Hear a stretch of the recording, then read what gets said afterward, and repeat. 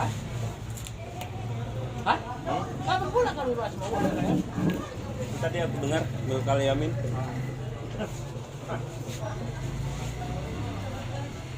Pak Riz. Dia bilang penyerahan diri saja menurutku itu nggak adil. Iya.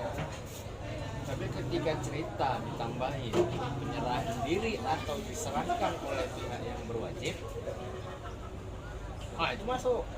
Gini, artinya gitu.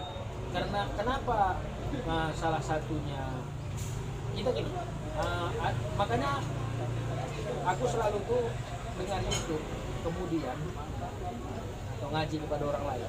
Kemudian aku bisa mendapatkan lebih daripada yang dia ngaji. Padahal jadi pembahasan itu lebih bisa menarik dan solusi daripada orang yang mengasih pembahasan pertama. Karena kita akan gabungkan dari beberapa disiplin. Salah satu contohnya kan termasuk hukum fikih, masalah nikah, yamin atau segala macam kan masalah fikih. Tapi ini kan harus dikaitkan dengan ilmu sosiologi sekarang, politik, ilmu bernegara, kemudian ilmu ekonomi, kemudian segala macam kan gitu. Jadi ketika itu diaduk jadi satu, ini kan akan mendapatkan solusi yang lebih baik daripada orang yang hanya mengandalkan fikihnya saja. Dia akan mentok ketika ada pertanyaan. Sekarang kalau kayak gitu kumpulkan bola bilang orang. Sekarang kalau kayak gitu bilang orang kan gitu. Kan mentok. Dari sisi yang lain ada sisi sosiologinya, kalau kita buat yang kasih, maka dia lebih maten, ya kan? Kemudian ada masalah. Tapi secara agama dia punya hak yang sama. Nah, ketika itu berarti orang yang akan menikahkan kita itu sudah mengerti konsep kita yang ya kan? Dia sudah mengerti konsep itu. Si Tuan Kadi atau Wali Hakim itu sudah mengerti bahwasanya ini. Nah, ketika sudah disaksikan beberapa orang, apapun bahasa di dalam situ, akan menjadi kita nggak asal masuk rumah orang pakai kulungan, pakai assalamualaikum. ini pembahasan tidak adil. Tadi ketika kita tadi bahas hamba saya dari akar kata bahasa hamba itu adalah menyerahkan diri ketika saya memang tidak berdaya. Jadi seseorang yang mengikuti tapi dia tidak berdaya sama sekali. Jadi hamba saya itu beda dengan kata hamba, penghambaan diri terhadap Allah, karena kepemilikannya lebih mutlak. Ketika Abdullah itu hamba Allah, kepemilikan Allah itu mutlak dari mulai A sampai Z-nya, dari mulai hidup sampai matinya Allah. Tapi tidak sama bahasa Abdullah, tidak sama. Abdunnas nggak dibilang, hamba saya yang manusia enggak, dibilang milkan atau malkun atau milkun, kepemilikan untuk hak tertentu. Ada hak yang dia bisa jalankan sendiri. Beda dengan kepemilikan Allah terhadap kita. Beda dengan memiliki orang hamba saya itu beda. Apanya, hak-haknya beda. Jadi tenaganya semua untuk kita, ininya semua untuk pemikirannya semua untuk kita. Kita juga hanya berkewajiban mengasih makannya, enggak berkewajiban mengasih hidupnya. Masalah hidup mati enggak lah ya kan. Nah, tapi berkewajiban mengasih tempat tinggalnya, istilah sandang, pangan, papan lah. Kayak itu yang penting. Tapi itu kita bahas daripada sandang, pangan, papan. Itu ada kalimat ini setelah adanya negara ini, atau ada kalimat ini dari nenek moyang kita dulu? Ya dari dulu lah. Dari nenek moyang dulu ya. Sandang, pangan, papan. Nah cuman itu kan dibahasakan secara akademis saja kan. Jadi dari nenek moyang kita dulu sudah mengerti bahwa lebih baik berbaju nggak makan daripada makan nggak berbaju. Ini arti kata berbaju, panjang lah. Baju pakai silet, cakap mana SD? Dari itu, S2, bapak. Ya kan? Jadi S2 ya. S2 Styler ini bisa di sekarang. Tapi orang sekarang nggak lagi pakai sandang, pangan, papan. Orang yang paling pertama itu papan. Ya, sekarang. Yang kedua pangan, baru yang ketiga sandang. Emang tetap pakai. Nah, itu udah beda ya.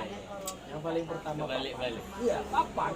Dia harus punya tempat, dia harus punya kedudukan, dia harus punya ini. Nah, kedudukan dan tempatnya itu untuk cari makannya, baru dia tutupi pakai pakan. Kebusukan dia di sini, tutupi dia pakai. Contoh, Itu masuk disiplin ilmu filsafat. Ya. Kita masukkan ke dalam filsafat. Kalau dia sandang adalah rasa malu. Kalau dia pangan adalah rasa lapar haus, ataupun kita bilang yang disimbolkan dengan perut lah, tamak kita juga itu perlu, tapi dalam keadaan kondisi yang terkontrol kan. Kemudian papan adalah tempat tinggal atau tempat berteduh, tempat di dalam masyarakat pun kita bilang papan. Siapa kita dalam masyarakat, kita perlukan juga itu. Siapa Di kita sistem dalam sosial. di sistem sosial, di sistem masyarakat kita perlukan itu, ya kan? Sekarang kan orang nggak peduli mau punya rasa malu atau enggak, nyolong aja dulu, ya kan? Bahkan pakai rompi KPK, dia ada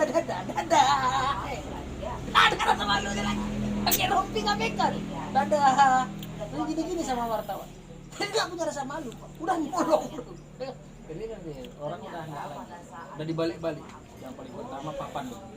Untuk mendapatkan papan, tempat di masyarakat, tempat di jabatan, di kantor atau segala macam, itu apapun ditempuh.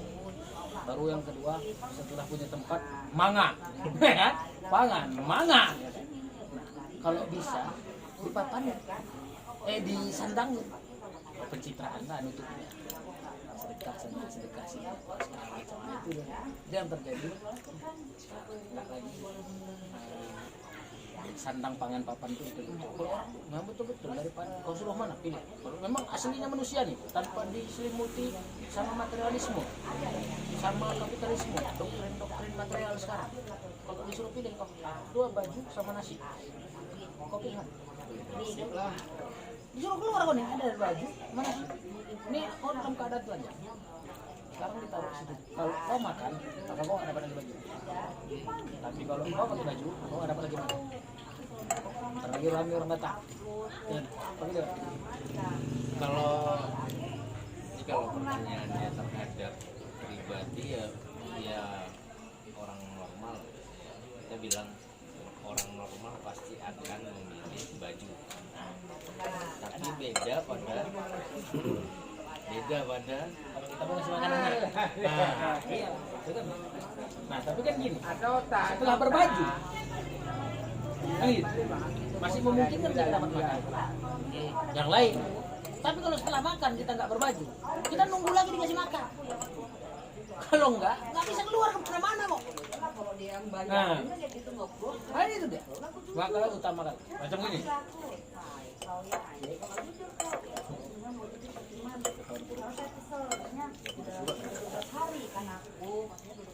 Tapi kalau kau nggak korupsi, jadi susah aja. Tapi dengan susah tadi, nggak korupsi tadi, kan memungkinkan kau kan dapat rezeki lagi. Tapi ketika kau korupsi dan tidak pecat, kan menghabiskan rezeki tadi. Makanya dulu kan lah sandang daripada dulu kan rasa malu daripada rasa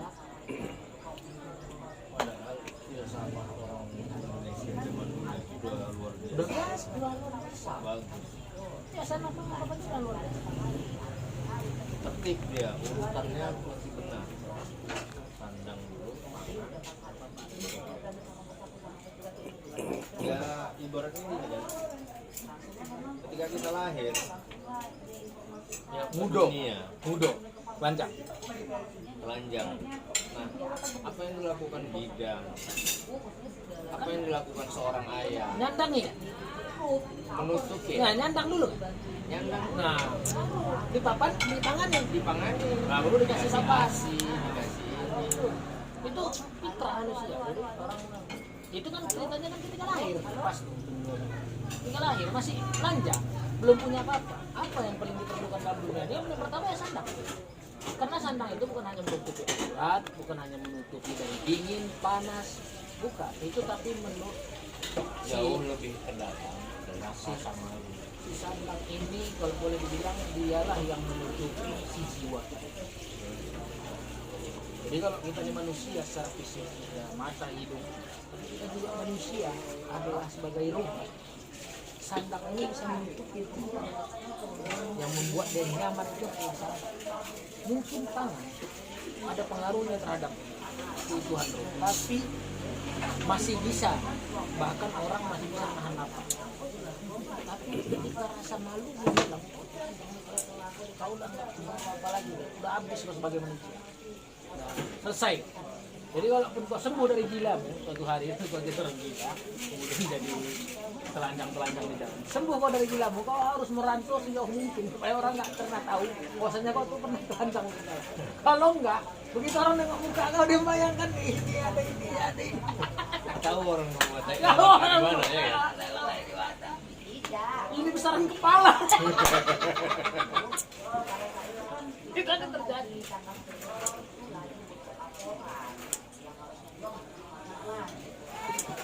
Iya.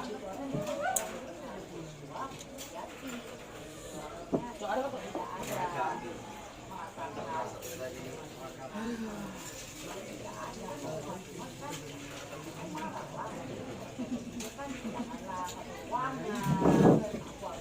Masa sudah bangun.